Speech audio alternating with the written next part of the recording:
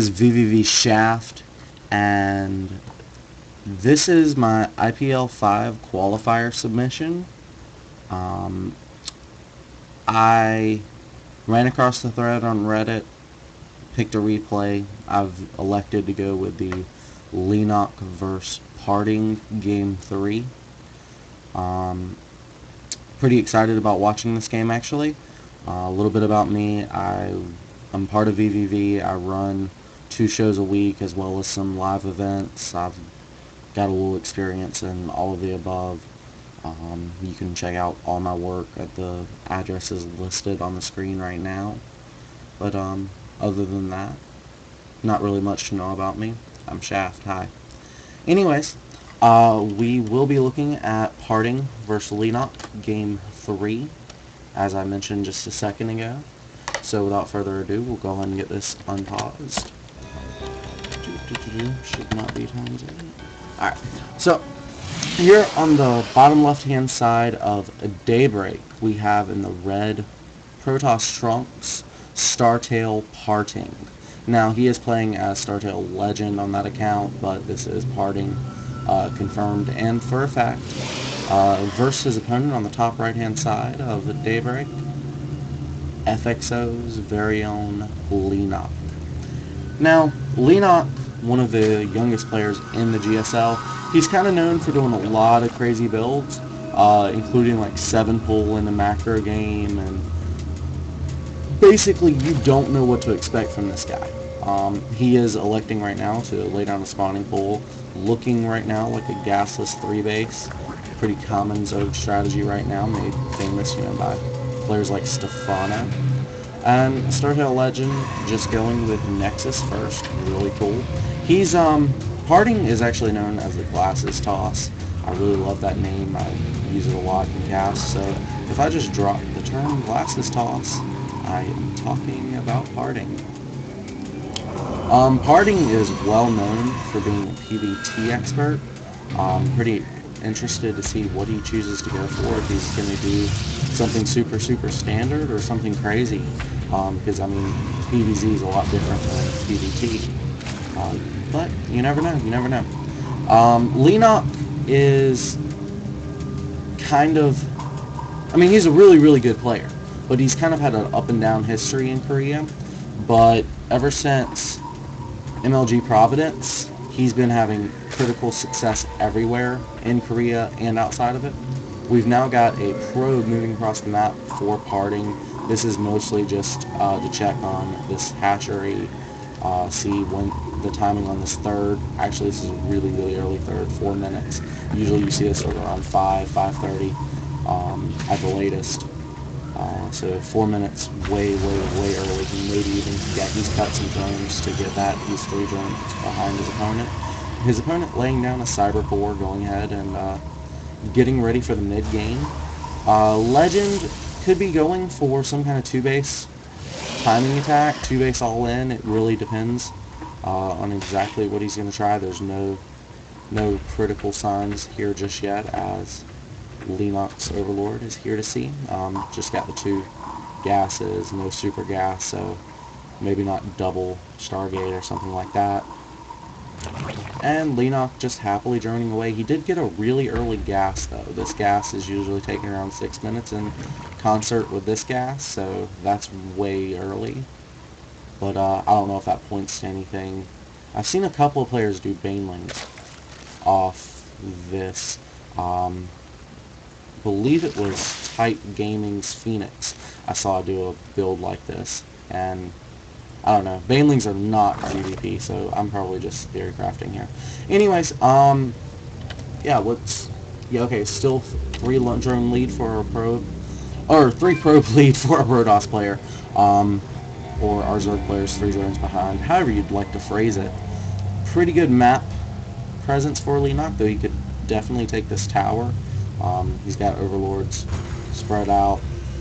Yeah, he sees basically anything that's going to be laid down. He wants to see when and where a pylon goes down. If there's any kind of probe trying to drop a pylon, do some gateway harassment with proxy. Yep, here's the probe moving out. this stalker, just taking the Zelnaga Tower so it can't be seen. Right now, Leenock not aware of it. I'm not sure if this Overlord... Yep, Overlord does scout it. And we should be seeing an immediate response. Roach Warren is down. We're getting this gas a little late, so I guess that's why he got that one early. Okay, makes a little more sense now. And we're just seeing Overlord get killed in the Protoss base. Okay, so here's 4 gates, 5 gates, 6 gates, 7 gates. Oh, okay, so this is an all-in. At this point, the Zerg is 4 drones ahead. I do not expect to see any more probes made for parting for a while. So we're looking right now at... This could be an all-in, is what I'm trying to say here. It doesn't have to be. It just depends on how much parting puts in and for how long he cuts his probes. He has to do some kind of pressure. This is a really early timing for that pressure, so that's good for him. Oh, these Lings can come around, get a surround on those sentries, forcing the force fields up. The Lings aren't going to be able to kill off those sentries. Does manage to snipe out the Stalker, but at the price of all of the Lings. No, they may actually get out if force field runs out. There's not enough surface area for the Lings now. Okay, the Lings do fall, and we do have a pylon that has successfully gone down, as well as another reinforcement. Okay, so there's 3 reinforcement pylons right here. This is really good play from both of our players. We've got Roaches sniping down a pylon. He is going to lose 2 Roaches to a good force field. Oh, that Roach is going to get away. No. Ah! It's so close. Okay, it does manage to get away. Roaches and Lings, pretty good defensive force, but pylons are being warped in. This basically means parting will always have the ability to get more units, unless he supply blocks himself, which has happened. And we now have a Ling counterattack. We've got armor being researched as well. We've got drones now, or probes being produced yet again. Robo facilities on the way, so we do have a transition now from parting. He's looking like he wants to go and take his 3rd, but there's a little bit of harassment on this probe line. Some Stalkers being warped in to deal with it. Ling's going to run into the main, see what kind of damage they can do there. Are they going to get that probe? Nope, not even going to try. And now he's going to move in, try to kill some probes here. Nope, there's Zealots there. And Leenock trying to do damage. It's not really working for him. He's not going to kill any of these Stalkers, but he's got a really good scout. And just applying pressure to his opponent right now, he's got the macro advantage. He's on 3 base to his opponent's 2 base. So as long as he just keeps making stuff and throwing it at his opponent, it doesn't matter how efficient he is, as long as he's not all in and continuing to make drones. And, well, right now he's getting a macro hatch. So, again, working with the whole idea of just making stuff. Both gases are taken at this base. We do have a 3rd gas being taken. The 4th gas is taken, but not being mined from. Upgrades look good. Alright, so our Zergy is in a really good position here. Ooh, Pylon still alive, and now we're not going to scout that. Of course, he's not going to be able to hit from this angle, so he's going to hit from this angle instead. The Protoss is in a position to defend both, so both of those attacks are going to be dealt with, but yet again, parting is supply block. This is not looking like the best play from parting, but, you know, he's a top-level player. These pylons were there offensively, and he could spend the resources elsewhere, so he was cutting corners and now getting punished for it. This Observer doing a really good job. I like what Leenock's doing here. This is going to increase the amount of force fields necessary to block off this ramp. Okay, so, trying to get the Roaches back. He doesn't want to, they're getting caught, yeah. Okay, so all those Roaches and Lings right there are just going to die, but he's going to use these Roaches here to go and target down the debris. Really smart move there. There's on top of 300 HP left on the destructible debris. So, okay, yeah, knocking it down to 250. He'll be able to kill that off once he comes back in with another army, and he will have an advantage in that engagement. With a smaller choke. He's going to hit from this angle now, making sure parting is on his toes. And now he's just taking a lot of bases, getting his tech up. He's getting a Baneling nest. That's a little weird. Spire's coming. Hatchery. Yeah, I mean, he's doing everything he can to just stay on a really high economy. He doesn't care about being cost efficient. I mean, yeah, he's just throwing Roaches at his opponent, hitting from 3-4 different angles at the same time, but he can do that because he's on these 4 bases, which is really, really, really cool. decent upgrades, like I said. Missile attack, level 2 coming, several overseers. We've got Zerg flyer attacks being researched. He's probably going to switch into a Leenock army now. He's got a good amount of roaches. He's forced a lot of robo stuff. So yeah, here's an immortal, for example.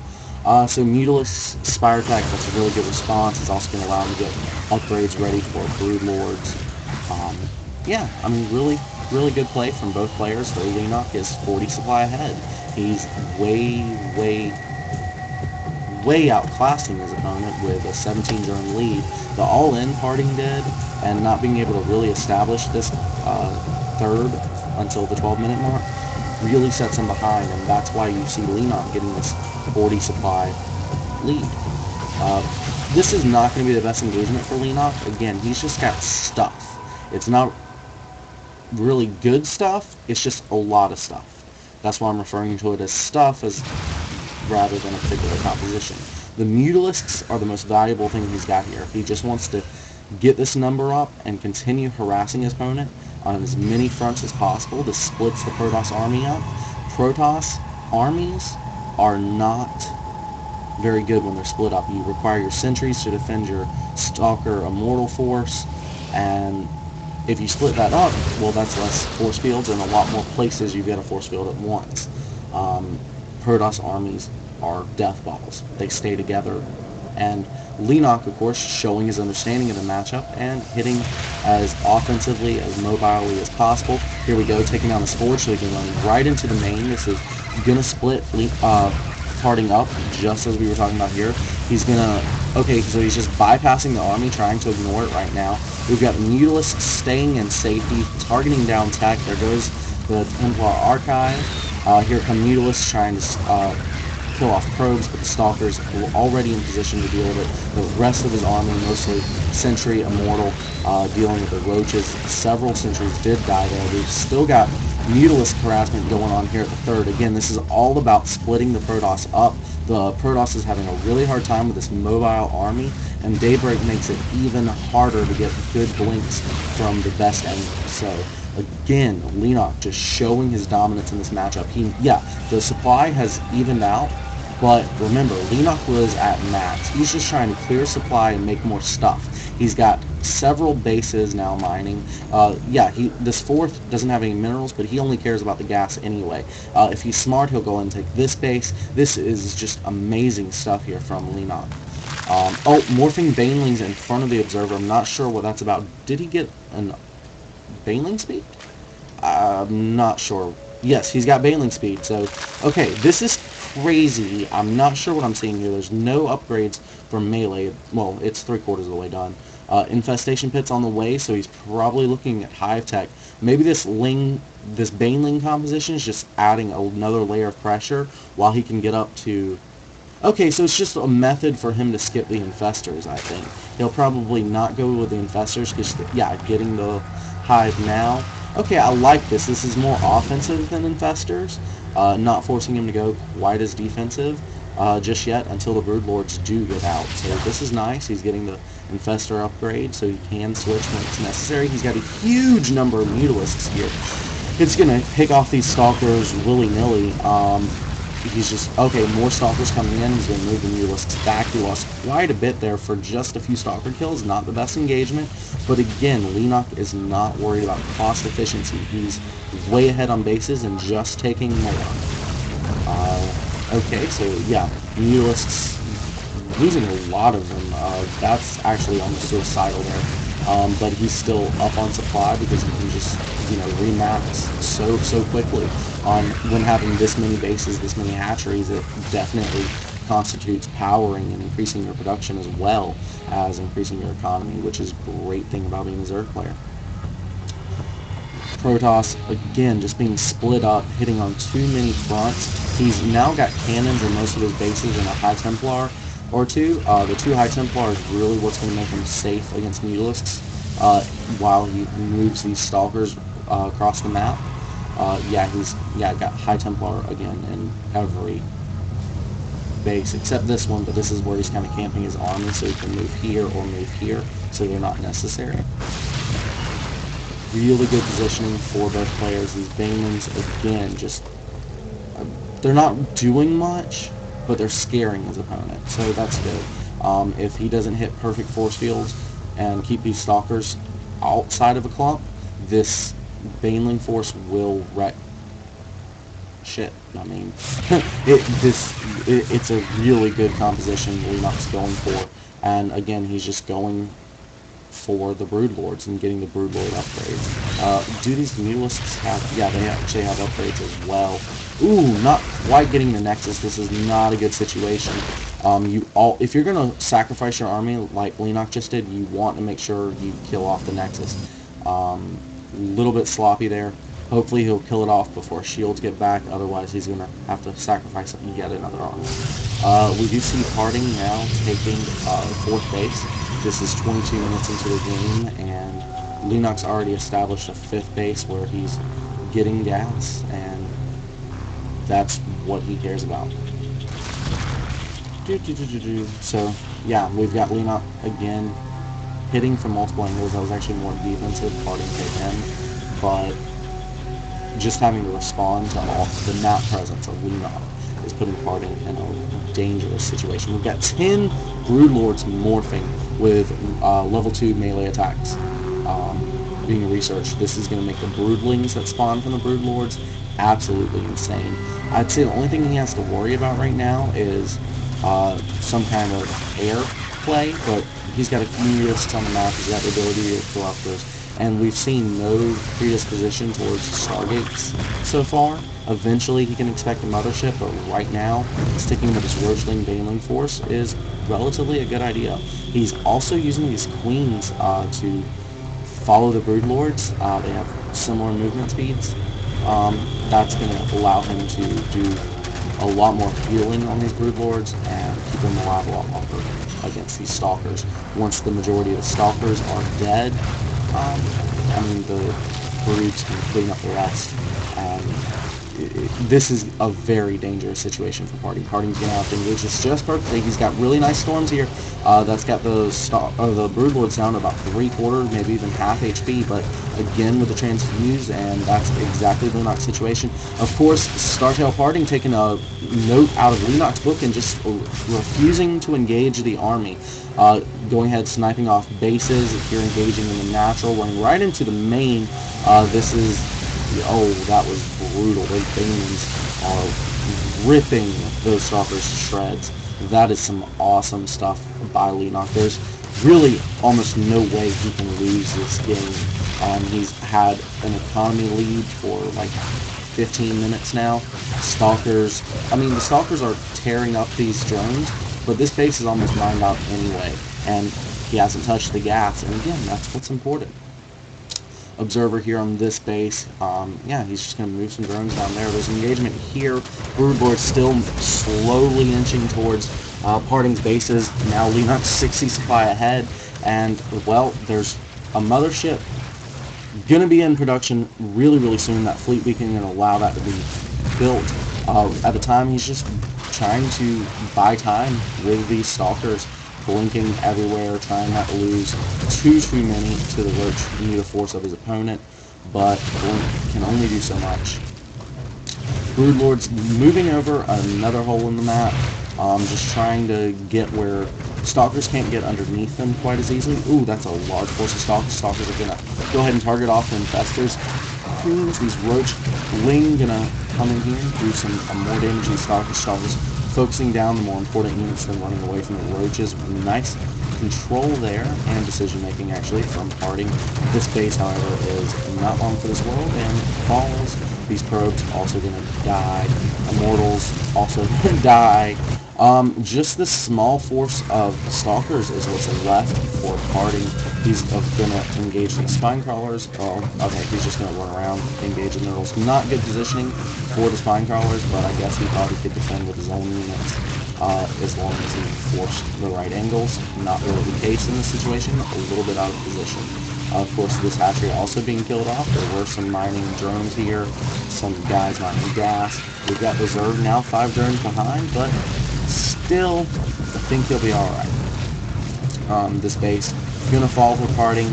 Parting is not looking good, but there is a mistake being made by Leenock. He's not scouted this base right here, and I mean, Broodlords are slow, so if Parting can just keep doing what he's doing and be mobile, he still probably doesn't have a chance. There's just too many bases up for Leenock.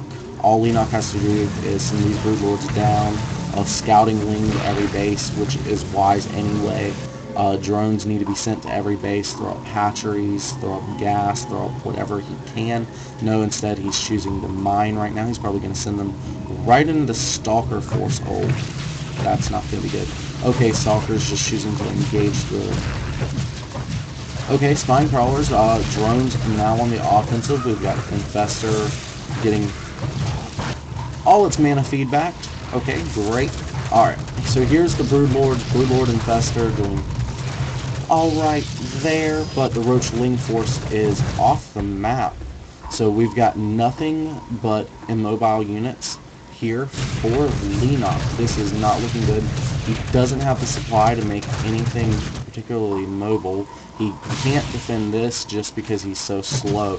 This is not really good. This is really a weakness of the Broodlord. They're so slow. So in ZVP, we've got Ling Muta that is really popular, and you just refuse to engage the Protoss Death Ball.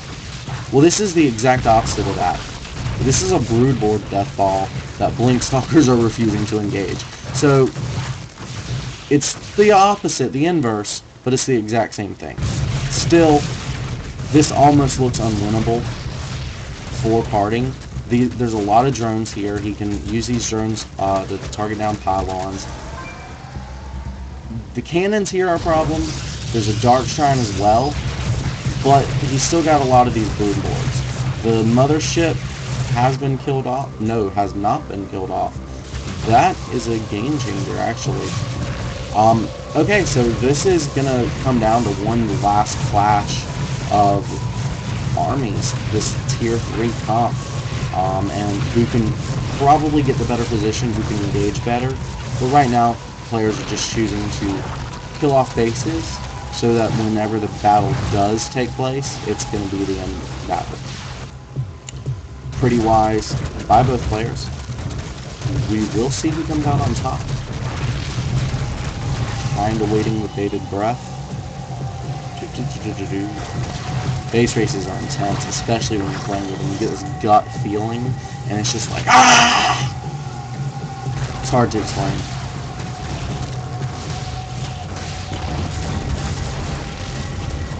And just checking around on the upgrades for our players. Probes also being hidden around the map. This is just good play in a base trade scenario from both players. Just try to stay mobile, keep stuff spread out, and keep building stuff. Try to keep an income, because a late tier 3 like this, whoever has an income wins. And Parting just spent 500 minerals, so that's 500 minerals lead he's got on his opponent yet again. So here's the Broodlord, here's the Infestor, here's the drone tankage. Alright, Mothership's got full energy, High Templar dropping. Ooh, this is not looking good. Archon, the Mothership moving right on in, and that is a great Mystic Vortex. There's not a lot of Archons. Archon Toilet not going to be the best in the world, but this will allow the Stalkers to get under it. This is going to be the very last engagement right here, guys. Right here. Let's see how it comes out. Okay, not good fungals. Those were the first things to die off. Broodlords targeted down. That was an excellent game from Parting. He came back from what looked to be a completely unwinnable situation and basically dominated Leenock in the base race situation. From the mid-game on, I was convinced Leenock had this. But more and more, this base trade situation, where Parting was able to hide a base here. He's still got these 3 gateways. Did Leenock even see those? Yeah, okay, he did see those. He's got these probes over here, this is just excellent decision making from Parting. He's able to buy just enough time to get the mothership 2 vortexes, and he only needed 1. Thanks, guys, for listening to my submission. Hopefully you enjoyed it. This is VV Shaft, signing out.